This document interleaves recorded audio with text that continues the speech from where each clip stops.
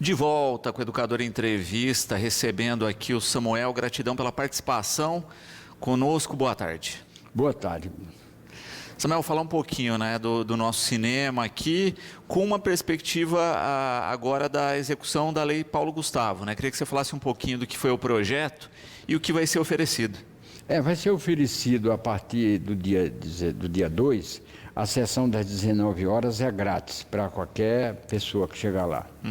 É do dia 12 ao dia 17 de janeiro, né? De 2 a 17 de janeiro? De 2 a 17 de janeiro. A sessão das 19 horas é grátis. Perfeito. E aí, já tem perspectiva dos filmes ou não? É o que tiver em cartaz no momento? É o que tiver em cartaz. Talvez eu estou tentando fazer um filme cada dia. Às 19 horas. Às 21 continua a sessão normal do cinema, pago, né? Perfeito. E aí, por ordem de chegada, quem chegar primeiro aí garante o convite, não tem retirada prévia, como é que vai funcionar? Não, chega na hora e já entra, não tem problema não precisa retirar da prévia não. Muito bom. E é bacana, né, Samuel, pensar isso, porque essa estrutura aí da Lei Paulo Gustavo veio dar um incentivo bom, né, para as salas. Para dar um incentivo legal para a sala, para as salas de cinema, foi muito importante, né? E o Paulo Gustavo, eu fiz alguns trabalhos com ele no teatro. A minha mãe é uma peça, uma peça, né, em projeção, né, onde ele andou em Maceió, né, tive em Maceió, em várias cidades. Era um cara muito bom, um cara sério, profissional pra caramba. Era uma pessoa. Eu fiquei muito triste com o falecimento dele, né? Exato. E nada mais justo que dar o nome dele para uma lei de incentivo à cultura que de fato, né, vem fazendo tanta diferença aí nesse ano no país. Exatamente. Foi. Quando a gente fala, né, de cinema, né, a gente tem visto uma mudança de comportamento, né, Samuel? Como é que tem sido isso, né, fazer gestão, acompanhar essa questão do cinema, que você acompanha já há muito tempo, né? Desde quando você está no ramo? Eu estou desde a minha infância, dos 9 anos, né? Na escola a gente usava um projetorzinho e naquilo ali, aí fizemos aquele cinema Mambaby lá na minha terra, o cinema Aspirina e Urubus, né? Aquilo lá, exibindo filme. Depois comecei a entrar na parte de fotografia, fazer câmera, dirigir fotografias. Aí fiquei no Primo Carbonaro, no jornal dele, uns 30 anos, dirigi o jornal dele durante 30 anos, o Jornal do Cinema. Então a minha vida foi toda em cinema. Cinema e música, essas duas coisas, né? Quando eu não estava no cinema, eu estava na sanfona, né? Fazendo forró, né? Isso em que estado? Em Pernambuco. Em Pernambuco. Eu nasci em Pernambuco, numa cidadezinha pequena, chama-se Birajuba, mas pertinho de Caruaru. Meus estudos, a minha vida de cinema e de música foi em Caruaru. Muito bom. E para quem não sabe, né, aí o tradicional jornal aí de cinema, né, que as pessoas muitas nem conhecem, né, que se fazia a edição que a gente vê pela TV hoje do jornal para ser projetado no cinema antes dos filmes. Exatamente. Aí através desse jornal na realidade foi o que me pôs no mundo, foi esse jornal. Através desse jornal do Primo Carbonari, acho que eu tive nos 100 países, mais ou menos, fazendo trabalho para o jornal. E estive na Itália filmando com como é o nome do filme? Giordano Bruno, foi o primeiro, fazendo um estágio de um negativo. O Carlo Ponte tinha comprado uma empresa lá que fabricava negativo, a Ferrania Column, depois ele vendeu para a 3M, né? Então eu fui lá porque o Carbonari era conhecido nesse negócio de jornal, usava muito, né? O jornal e o Carlo Ponte veio para arrumar uma pessoa para conhecer o negativo lá. E eu estava há 6 meses no Carbonari, mas era um cara muito curioso, né? Esse nordestino curioso pra caramba.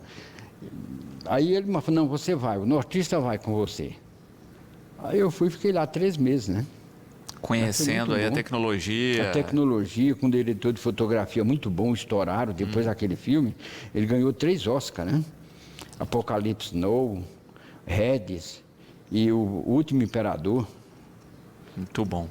E é interessante porque as pessoas não têm a dimensão disso, né? Porque de fato era, né, produzir em película, né? Exatamente. Revelar esse filme para poder ser projetado. Então você não conseguia fazer um jornal num espaço curto de tempo, né? Você levava um tempo para elaborar. Exatamente. Esse foi o motivo do Carbonari crescendo com o jornal dele, que eu lembro que foi inaugurado o Sino Lido, que era uma sala, e fizeram 3 lá em São Paulo, né? Aí, como o Carbonari ficava ali na Avenida São João, era pertinho o laboratório dele e onde o cinema ia inaugurar.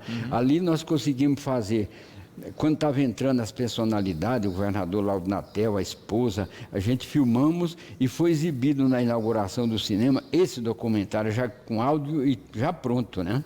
Porque como era narrado, como era o nome do narrador? Luiz Jatobá, você já conheceu, né? Sim, sim. Luiz Jatobá. Então foi uma coisa, filmava um rolinho, corria lá.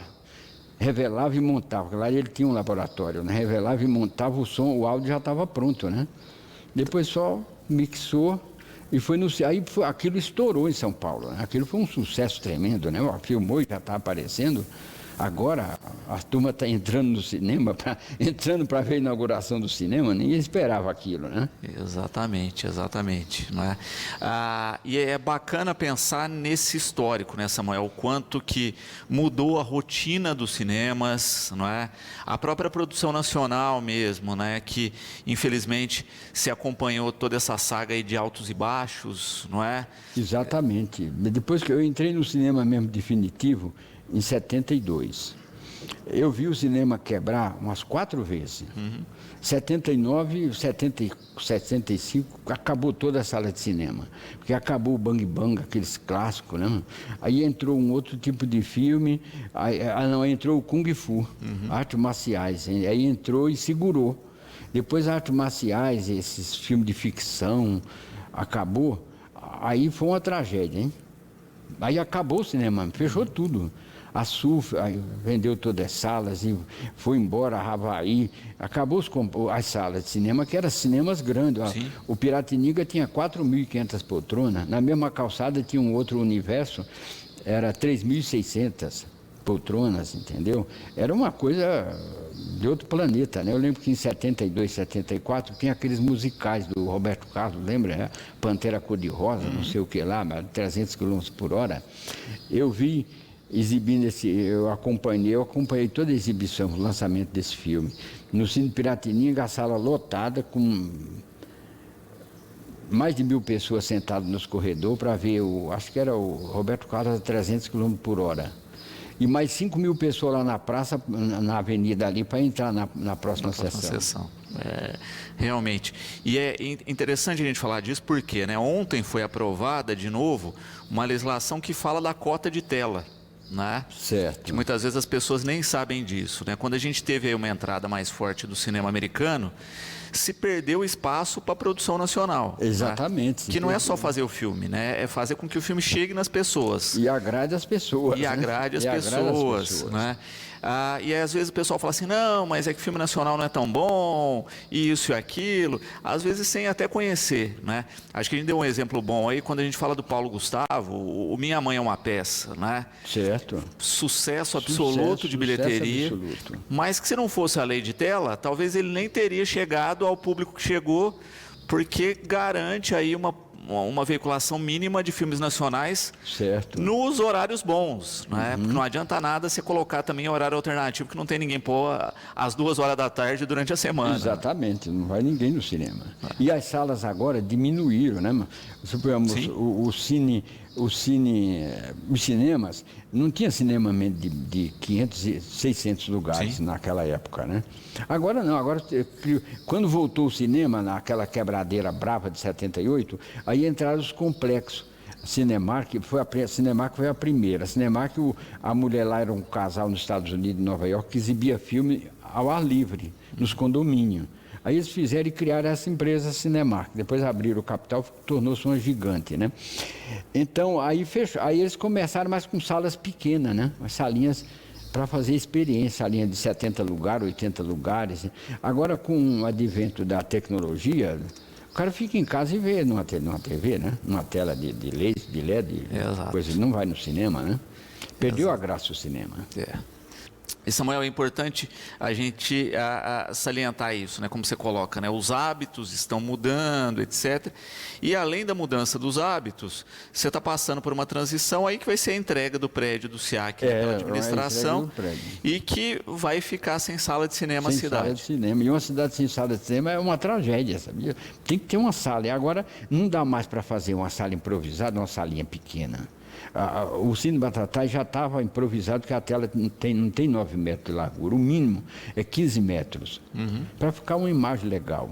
Exato. As pessoas se sentir dentro do cinema, entendeu? Exato.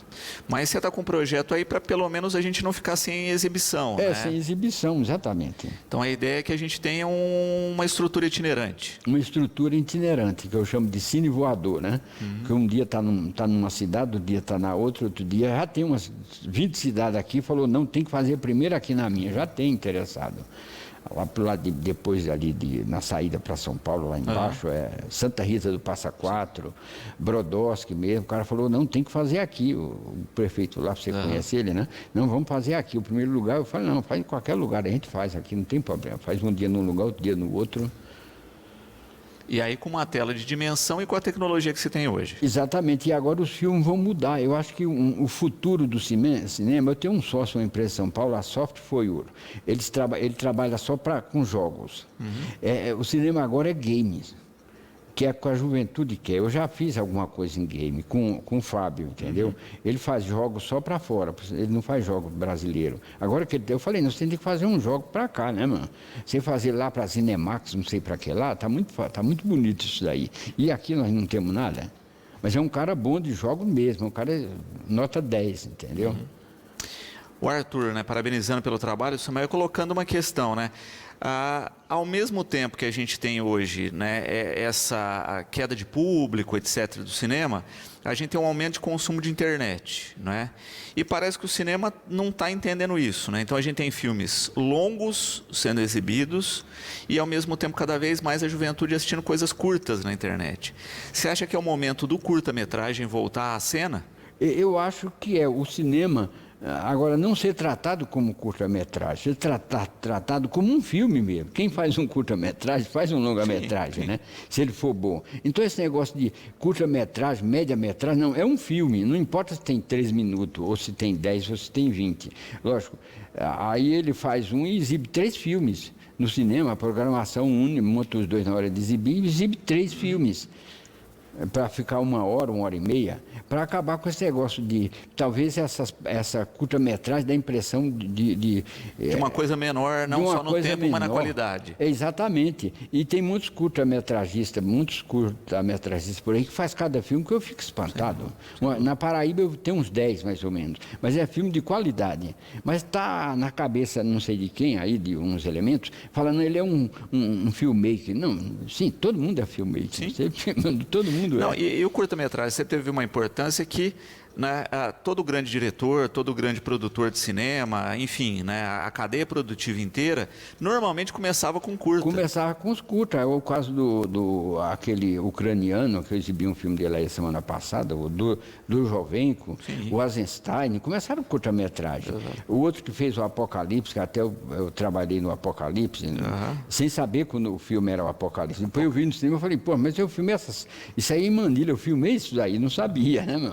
Que aquele filme começou 3 vezes e parou.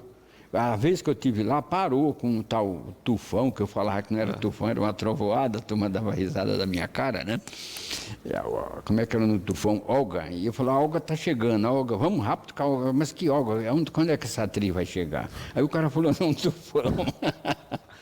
É um negócio. Então aí chegou, acabou o filme, derrubou tudo, quebrou tudo. O diretor lá, o produtor, que é o Coppola, ficou louco, cara.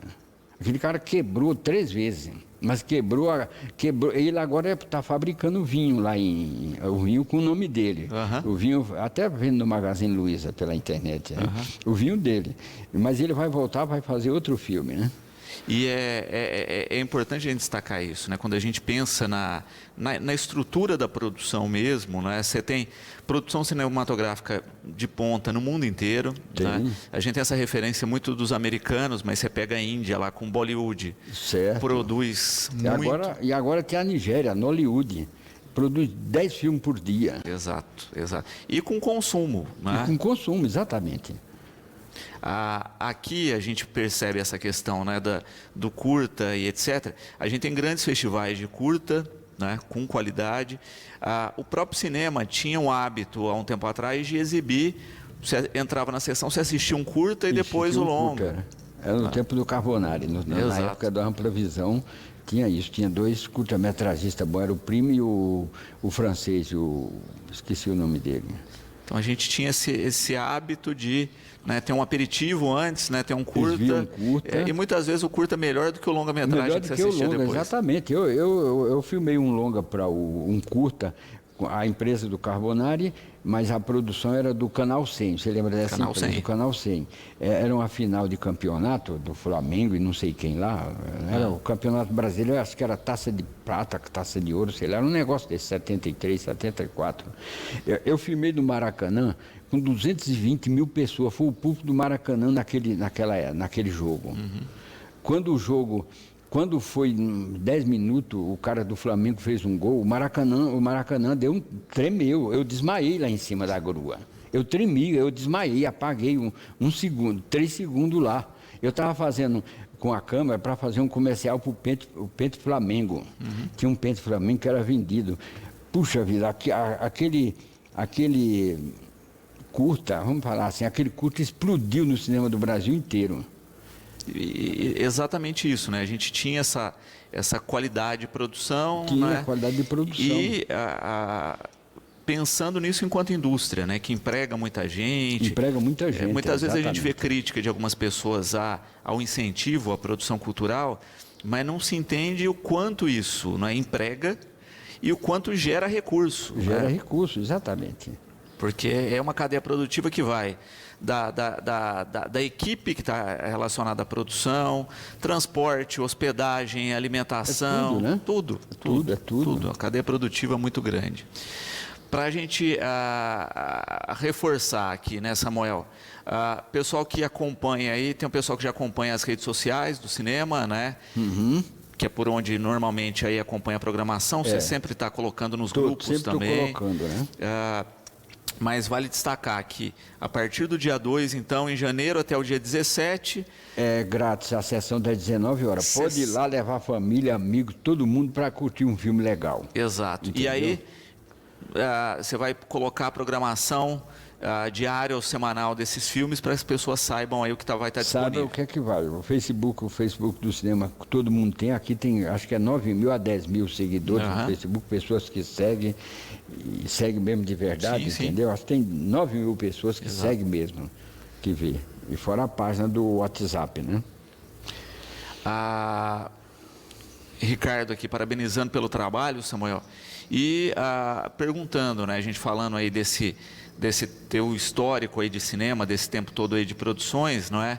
Como é que você vê o futuro mesmo? Você acha que de fato a tendência é ir para a casa das pessoas, ou você acha que a gente terá novas tecnologias aí, como as estruturas de 3D, etc., que vão dar um novo fôlego para o cinema? Olha, o cinema, ele pode tirar o povo de casa, principalmente o jovem, mas o filme para o jovem, o que é o filme para o jovem? É um game.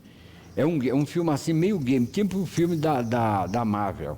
O filme da Marvel tem muito game, mas tem 3 horas de duração. Se tivesse 1 hora, eu exibi um curtazinho, vamos parar com esse negócio de curta, um filmezinho da Marvel, que tem 60 minutos. Foi o filme, naquele mês, foi o filme que deu mais dinheiro. Um filme antigo, foi trechozinho de filme da Marvel, né? Branco e preto, e foi indo até a do colorido. Quase lotava o cinema. Isso há 4 meses atrás.